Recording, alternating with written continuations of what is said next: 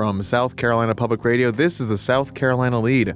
I'm your host, Gavin Jackson, and this episode was recorded on March 29th, 2024, South Carolina Public Radio Studios here in Columbia. This episode features the latest State House action around legislation dealing with making the Comptroller General an appointed position, a utility bill that would fast-track permitting of a natural gas line in the state, among other things, and a bill that would outlaw diversity, equity, and inclusion being used in hiring and admissions at public institutions of higher education. We hear from Senator Lindsey Graham, who was in Israel this week, and have a big update on the first congressional district map that has been in legal limbo for years. Oh, remember, guys, we only have one episode next week. We're not going to tell you which day it's going to drop, Tuesday, but look for it. Just because we're taking a break doesn't mean that you get to take a break. You have to keep listening. You still have duties to listen to this podcast. Speaking of duties, we need more voices in our mailbox. 803-563-7169. That's how you do that. You call that number while you're driving, while you're walking, while you're doing anything. Maybe you're having a conversation with a friend, you want to record it. Call that phone number, play the whole conversation, and we'll say who's right or wrong. 803-563-7169. We love hearing from you guys. Give us a shout.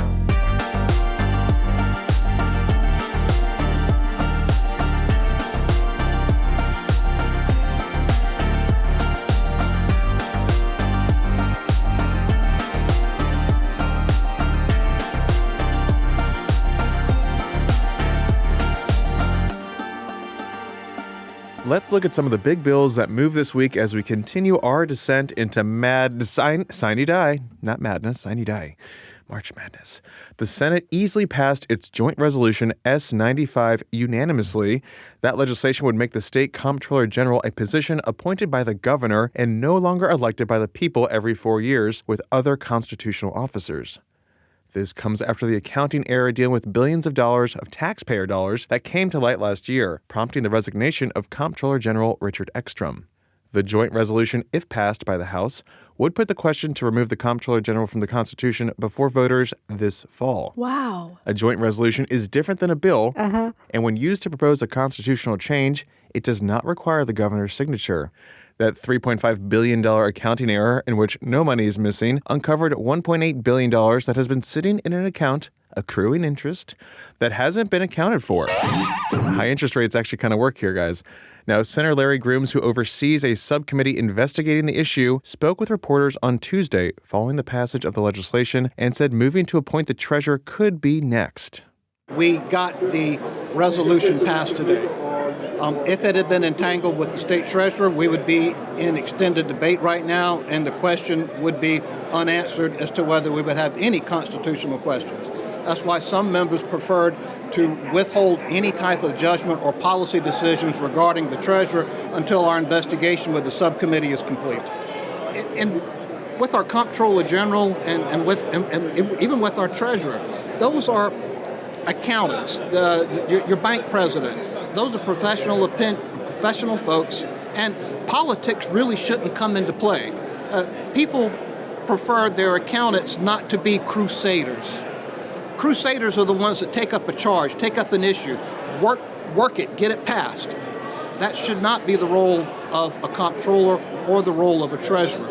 They should be the ones that ensure the integrity of our state's books, that we know where our money is and that we can have confidence in the accounting reports. That's their job, not to be crusaders. Charleston Republican Senator Chip Campson said that unlike the failed attempt to have the superintendent of education appointed by the governor in 2018, there is more motivation to do this with the comptroller general position. First of all, the difference between the superintendent of education and the controller general is superintendent of education makes a lot of policy decisions. The controller general really makes no policy decisions. They're like your accountant. They balance the books. They make sure they're supposed to make sure the books are balanced. And so it's not a policy-making position. It's really a ministerial position.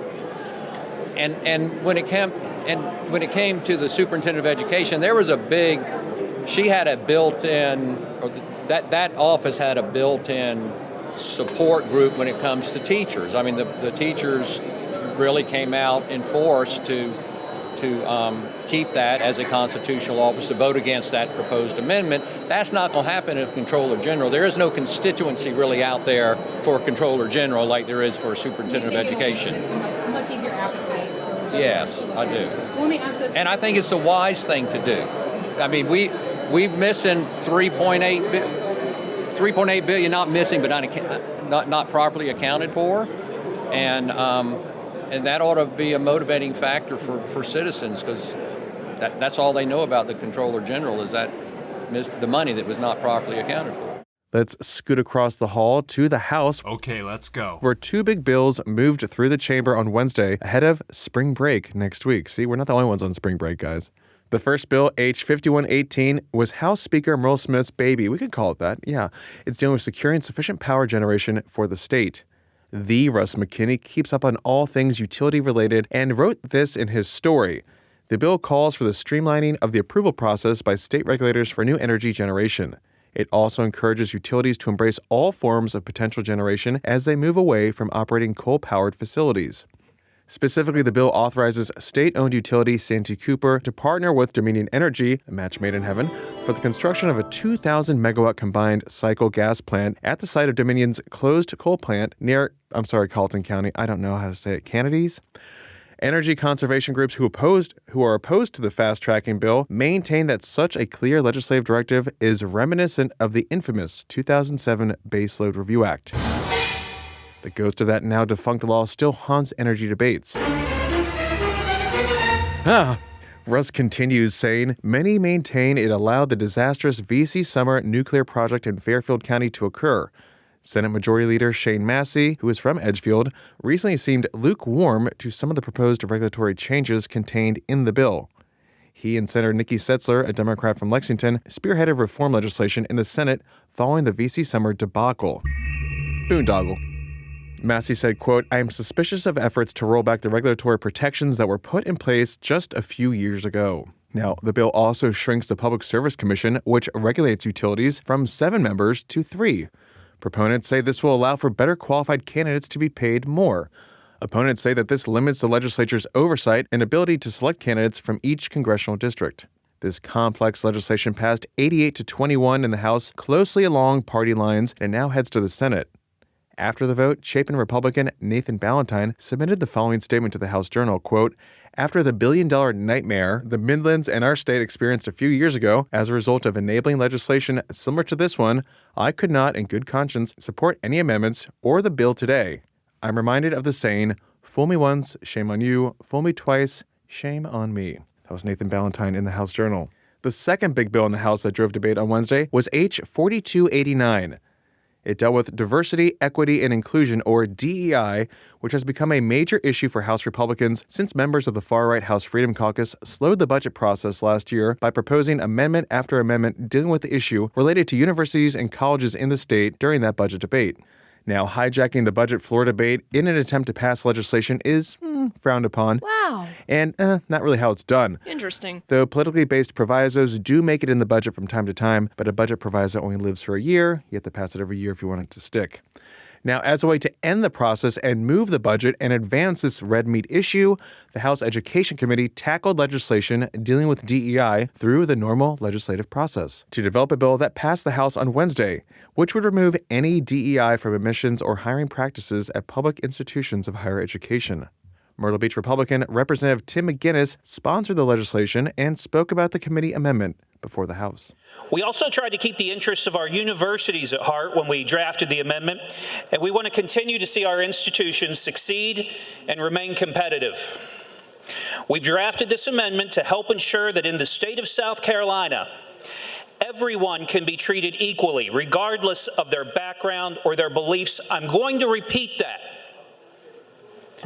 Everyone can be treated equally regardless of their background or their beliefs in the state of South Carolina. Therefore, this amendment prohibits preferential treatment based on group identity. This amendment prohibits a public institution of higher learning from taking or requiring a diversity statement for student admission to the institution, as well as prohibits faculty and employee diversity statements when the institution is considering whether to hire or promote someone. The amendment prohibits mandatory diversity training for faculty and employees at an institution. It also makes clear if an institution receives a promise or declaration regarding DEI or other associated political issues, it may not promote or engage in differential treatment based on the opinions expressed in that promise or declaration. The amendment prohibits an institution from infringing on a student, faculty member, or employee's First Amendment right to free speech. That's very important. No viewpoint discrimination. Cloture was invoked on the bill, which limited the number of amendments that could be proposed and how long debate on those amendments and the bill itself would last. Multiple amendments were put up by Democrats, but were shot down by the Republican majority. Hopkins Democratic Representative Jermaine Johnson proposed several amendments to the bill, all of which were voted down. You know, I'm a little perplexed by, the fact that we're even going over the stuff here. And it's almost like individuals who claim to support education but have not been in a school or a classroom or anywhere in 20, 30 years. It's one of those things where I believe you need to leave what's going on in the institutions up to the people that have been hired to do so. And we talk about less government all the time, but when are we going to apply less government? When are we ever going to apply less government? We continue to meddle in the business of everything else here. There were no people of color that were involved in crafting this bill, according to Representative Johnson. He also mentioned that there is no clear definition of what DEI is, which is reminiscent of the critical race theory debates.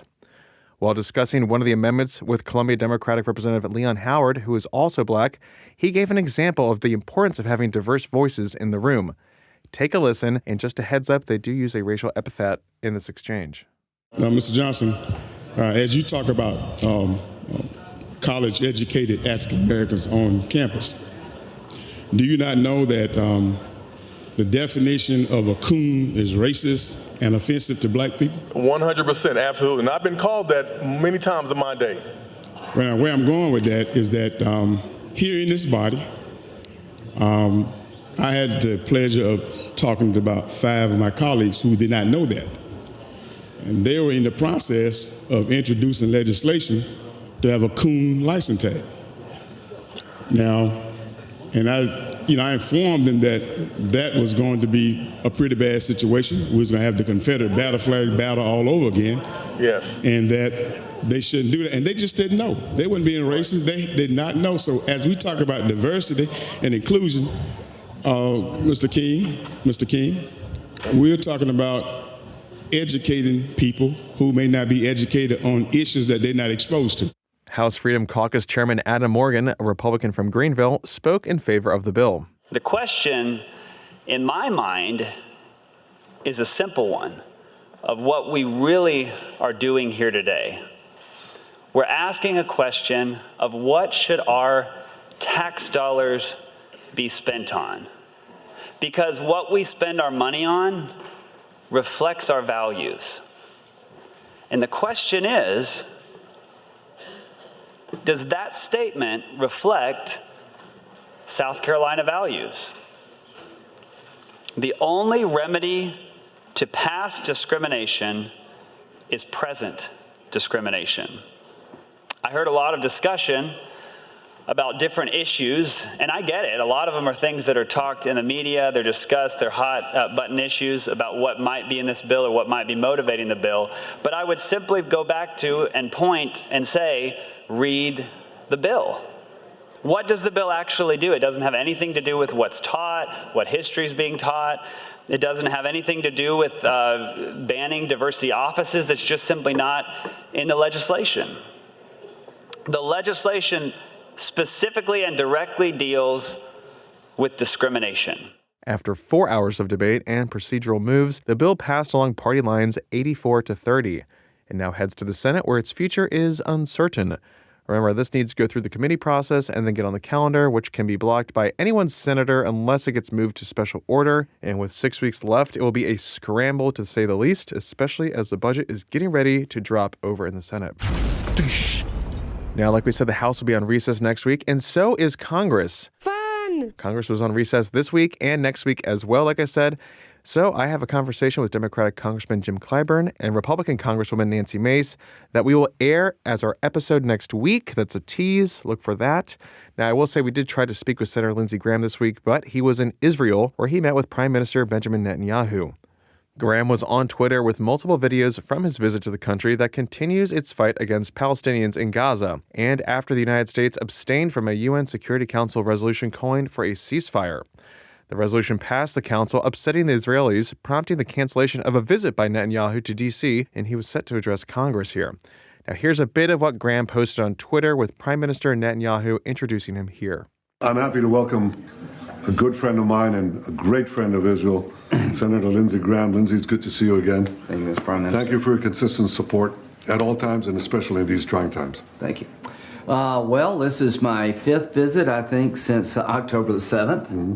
I'm here for a reason, to show support to you, my good friend, the elected leader of the state of Israel. I have known you for almost 30 years now. I met you through our good friend John McCain. And I'm here to tell you that I have your back and your country's back. I'm here also to take on, and I will talk about this tomorrow, a form of blood libel in 2024. That the state of Israel is using starvation as a weapon of war. That is bullshit. And I will tomorrow walk through the food that's coming into Gaza and what you're doing to make sure that people in Gaza do not starve. So Israel is got its back against the wall. We have your back. To the civilized world, if these battalions are still standing when this is over, it would be the biggest mistake maybe in history. I will say it again. If these battalions are still standing after the murder of the Jewish people, it would be the biggest mistake in history. Iran would celebrate. It is non-negotiable. Here's my advice to you and your country. Get on with it. Destroy these battalions. Take care of civilians the best you can. We have some breaking election news. Friend of the pod, Associated Press national politics reporter Meg Kennard reports that a federal court on Thursday ruled that this year's congressional elections in South Carolina will be held under a map that it had already deemed unconstitutional and discriminatory against black voters, with time running out ahead of voting deadlines and a lack of a decision on the case by the U.S. Supreme Court. Meg's report continues saying, in an order, a panel of 3 federal judges from South Carolina wrote that, quote, with the primary election procedures rapidly approaching, the appeal before the Supreme Court still pending, and no remedial plan in place, the ideal must bend to the practical, quote. South Carolina's primary elections are June 11th, and early voting starts May 28th. Now, this case hinges on South Carolina's 1st congressional district, currently held by Republican Representative Nancy Mace. Last year, the same 3-judge panel ordered South Carolina to redraw the district, which runs from Charleston to Hilton Head Island, after finding that the state used race as a proxy for partisan affiliation in violation of the Equal Protection Clause of the 14th Amendment to the Constitution. That was Meg Kennard's report there. Now, we were at the U.S. Supreme Court last October to hear those arguments and are still waiting for that ruling, hence this lower court decision. Come on, guys. If these pods don't produce themselves. That's a unanimous decision from GAVIN. Now, on April 1st at noon, filing for state and federal offices closes. And we will see who has a date on June 11th's primary and or a general election challenge come November. We'll recount the biggest races when we return from break. Now, from what I've seen so far, it's going to be spicy, y'all. You thought I was done? Not. What's up? We got a quick economic update for you on the way out. Econ Pod. South Carolina's unemployment rate ticked up to 3.1% in February. Wow. That's how you say it, February, from 3% in January. I'm keeping that in there. Keeping it in there, folks. The South Carolina Department of Employment and Workforce Executive Director William Floyd said in a statement, quote, with an approximate gain of 500 people in manufacturing, 2,000 in trade, transportation, and utilities, and 1,500 in leisure and hospitality, the economy continues to grow, and so does the workforce, quote. Job declines occurred in professional and business services and financial activities. I was looking for a job and then I found a job. That's Morrissey right there, folks. You can find jobs at do.sc.gov, though. Check it out.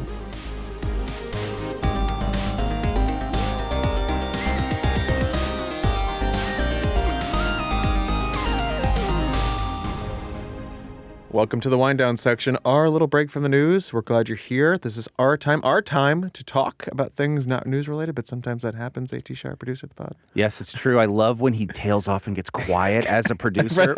I run out of air. When I have to turn him up constantly so you all can hear him. Oh, I love that. Well, you know, I was inspired by my one of my icons, Morrissey. So. Morrissey, yeah. Well, it was just a problematic icon at best. At best, Gavin does. I would say he only the good. I only want the good. He co-signs everything Morrissey has ever said. Okay.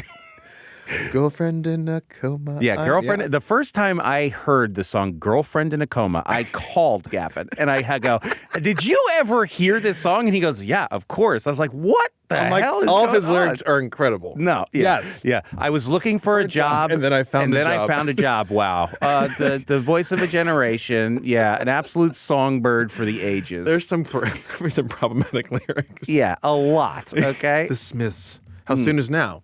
The Smiths, whole song. The Smiths better than Morrissey, but still problematic. Well, I mean, guy. he was. He was. He is. He remains one to this day. Anyway, Gavin. Okay, what's going on? What's going on? We have a duty remaining to this day to air the voicemails of our listeners, new and old. Okay, Gavin? The voice of a generation. Many generations, according to this next call. I'm inferring this, okay? Hey. And we can get into this afterwards. So, Gavin, are you ready for this call? Yes. Okay, here we go. Okay, hi, my name is Adrian. Where are you from? I am from South Carolina. I'm from Greenville, South Carolina. I just wanted to say that I've only heard one episode and I already love it. It is amazing. I just wanted to say that I really like it, and bye. Wait. Tell how old you are and what you said about Gavin. You felt sorry for me. Oh, yeah. Also, I kind of feel sorry for Gavin because he has to, he's so lonely, but at wind down time, he always, he actually talks to other people because he always has to use, fake names, fake things, wow, and stuff like that, so I feel really bad. Anyway, yeah, bye! Adrian from that Greenville. Hello. Thank you for calling. She's only heard one episode. She's already hooked. Tell your friends, Adrian. I would say one episode, one call. Yeah. That's a great ratio. Incredible. That ROI right there? Yeah. You listeners should really learn a thing or two from Adrian. And I would say maybe Gen Alpha.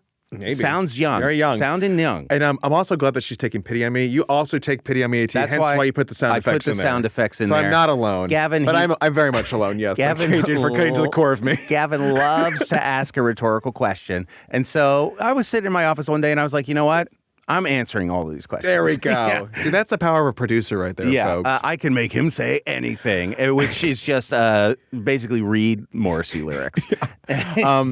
So you and I were also doing Pledge Drive this week. If you guys listen to South Carolina Public Radio and you donated this week, thank you so much. We love y'all. If you didn't donate this week, come on. Stop. Come on. Stop and think about what you've been doing. Hey, I know that we're a big hit in the billionaire and millionaire communities. Yes. And so I'm like, people, come on. I mean, do it open for up the sticker. wallets. $50, you get the sticker, you put it on your car. I have all the stickers. Gavin loves the stickers. The sticker. It's it's just what it is. But AT, we this whole past 2 weeks during Pledge, we have all this food that floats through radio to keep everyone going, amped up. And you know me, we were just talking about me and my food scavenging habits. I love that. I live off the land. But now it's getting to the point where I'm like, okay, guys, stop putting donuts in front of my face. Stop putting all these goodies that I don't normally eat because they're not good for you. Goodies, I would say, is a stretch.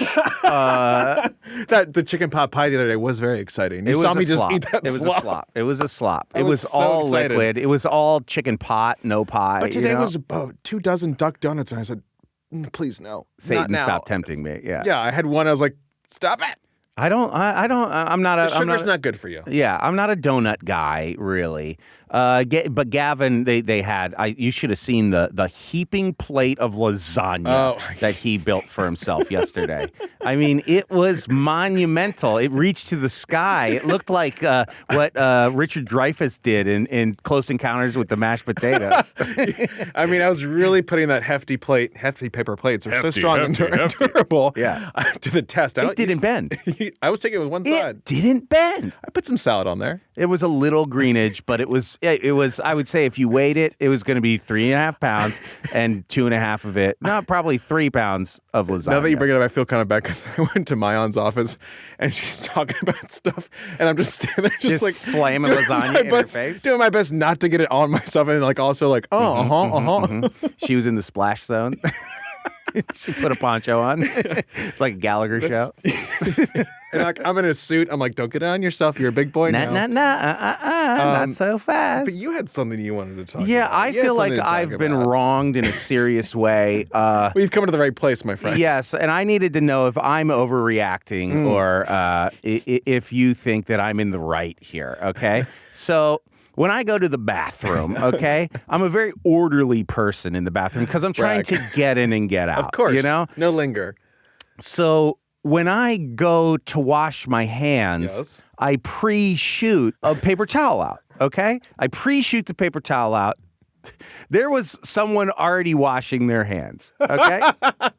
I know where this is going. And I was washing my hands. They saw me shoot the paper towel out, and they took my paper towel and didn't shoot a new one out. Did they say thank you? No, they didn't. Well, they didn't replenish. So you paid it forward inadvertently. And I turn around when they're gone, and I was like, sopping wet hands. I was like, what? That guy stole my paper towel. That's altruism, AT. Oh, I hated it. That's volunteering without it saying that you were volunteering. I really feel like you were wrong. I agree. This was a Seinfeld scenario. And I will say that the kicker here too is that there are multiple ways to dry your hand in the bathroom. He had one next to There's him on the another other paper towel side. dispenser. Yeah. Exactly. This was not the only one. He pivoted to the one that I had shot out already and took it and didn't replenish. Not even a thank you. That's the kicker. No, for me. I love having a conversation in the bathroom. So. I really don't. Speaking of bathroom, since we're already there, love that. Since we're already here. Yeah, great pivot. We've talked about this before, and I've just seen insanity in practice. I'm ready for this. In and out.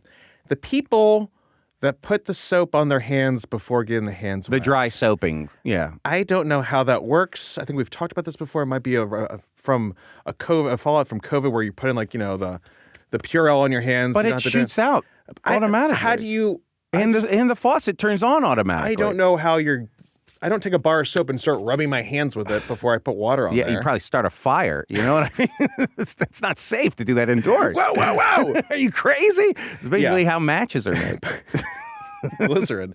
Yeah, but no one, there's also the air dryer in there too, but no one uses I don't use air dryers. I'm a staunch anti-air dryer. I mean, it's just cycling bathroom air faster on your hands. Like, I just worked to wash them. I'm not trying to robot fart on there. Yeah. A little too clean, a little too clean. And then you got to just do the wipe on the shirt. And you're like, great. Anyway, this is terrific. Tell us about your hand habits in the bathroom. Call us from the bathroom, please.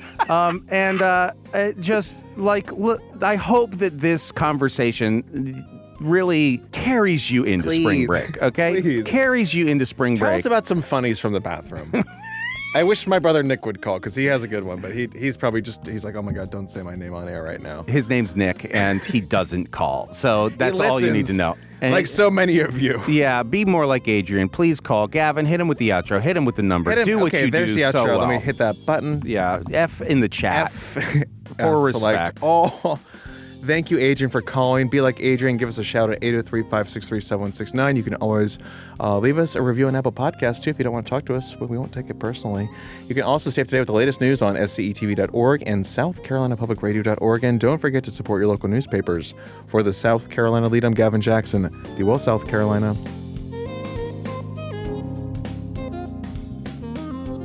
Did you get bit by a vampire blade, too? How does he keep... So he has to keep getting blood transfusions, right? So he doesn't drink the blood. Yeah. Yeah. How does he keep that up? Well, he's a day walker, okay? He's a day walker. Chris Christopherson helps him. So, there you go.